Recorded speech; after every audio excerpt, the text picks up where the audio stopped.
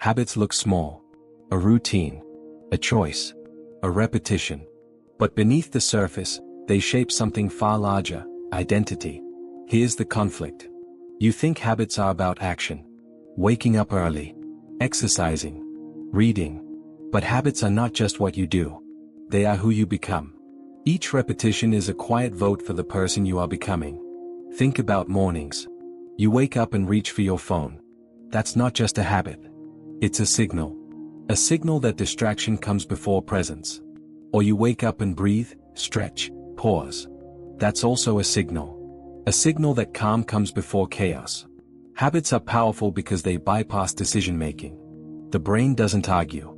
It doesn't negotiate. It simply follows the pattern. And the pattern becomes identity. There's a fatigue that comes from living without rhythm. Every choice feels heavy. Every action feels uncertain. But when habits exist, the weight lifts. You don't have to decide every time. You simply follow the rhythm you've built. Sometimes you even underestimate them. It's just one day. It's just one choice. But the brain remembers. And one choice repeated often enough becomes identity. Habits shape identity because they define continuity. The person you believe yourself to be is not built in dramatic moments, but in ordinary ones. The way you eat. The way you rest. The way you speak to yourself when no one else is listening. There's a strange paradox here. Habits feel invisible, but they leave the deepest marks. You don't notice them until they are gone. You don't realize their power until you try to change them. And then you see how deeply they've carved into who you are.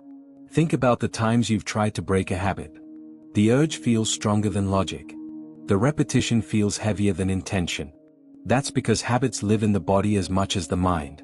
They are not just choices. They are patterns etched into identity. And yet, awareness shifts something. The moment you notice the habit, you see it clearly. You realize the power isn't in the single act, but in the repetition. And repetition can be reshaped. Slowly. Quietly. Patiently. Habits don't just reflect identity. They create it. Each time you act, you reinforce the story of who you are. And the story grows stronger with every repetition. You're not weak if habits feel unshakable. You're human. Living with a brain that craves rhythm but also resists change. The challenge is not to erase habits, but to recognize the identity they are building, and to decide if that identity is the one you want to carry forward. And when you do, something shifts. You realize habits are not small. They are the architecture of self. Quiet. Steady. Invisible. But powerful enough to define who you become.